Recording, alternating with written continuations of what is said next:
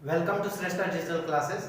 Last class में हम लोग देखे थे यूक्लिड डिवीजन लेमा के बारे में। आज हम लोग देखते हैं यूक्लिड डिवीजन एल्गोरिदम क्या चीज है। सबसे पहले तो यूक्लिड के बारे में हम लोग जान चुके हैं कि ग्रीक मैथमेटिशियन थे। डिवीजन के बारे में भी हम लोग बहुत कुछ जान चुके हैं। डिवीजन क्या है आपको पहले से ही पता है। अब समझते हैं एल्गोरिदम क्या चीज है।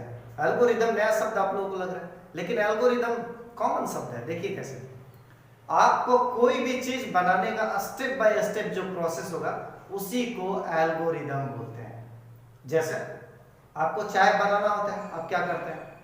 दूध लेते हैं, चीनी लेते हैं, चाय पत्ती लेते हैं, उसके बाद से उसको क्या करते हैं? गैस पे बैठाते हैं, फिर उसमें चाय पत्ती डालते हैं, पानी डालते हैं, चीनी डालते हैं, जब खौल जाता है दूध डालते हैं, फिर उसके बाद छानते हैं और तब जा करके पीते हैं।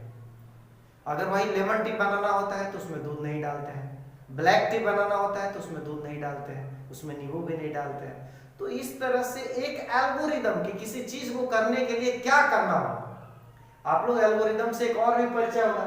जैसे मान लीजिए आप फ्रैक्शन का सम निकालना होगा, बट्टा का जोड़ निकालना होता है, क्या करते हैं? डिनोमिनेटर का एलसीएम लेते हैं, फिर इससे क्या करते हैं?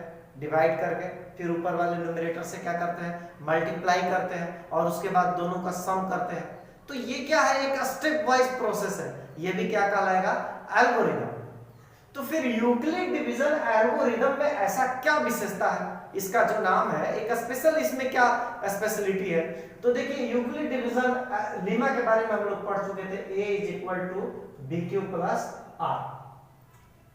अब यही जो स्टेप जो है, ये ऐसा एक स्टेप यहाँ पे उन्होंने दिया था कि a = bq + r की दो पॉजिटिव इंटीजर में अगर भाग दिया जाए, अगर b में a में b से भाग दिया जाए तो एक क्वोशिएंट के रूप में q और रिमाइंडर के रूप में r बचेगा।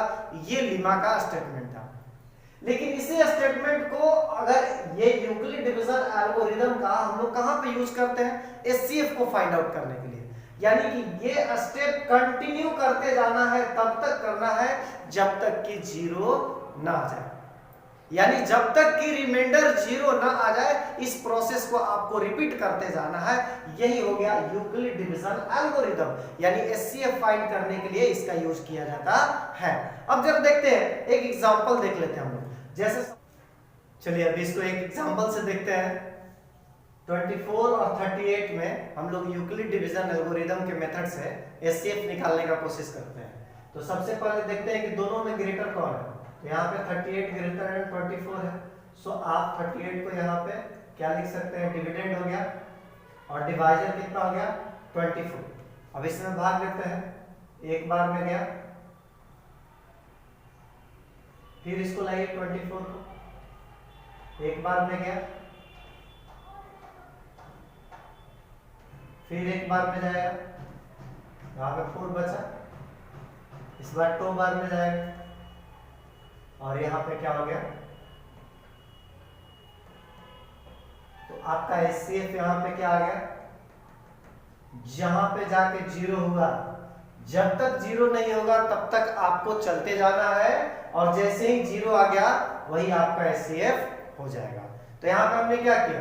24 और 38 में जो ग्रेटर था उसको हमने डिविडेंड बनाया और जो कम था उसको डिवाइजर बनाया और भाग देने के बाद ये एल्गोरिदम कैसे हुआ जरा समझिए। एक बार हमने किया रिमाइंडर 14 है, फिर किया रिमाइंडर 10 है, फिर किया रिमाइंडर 4 है और फिर किया तो रिमाइंडर कितना है? 2 आया और इस बार रिमाइंडर क्या आया?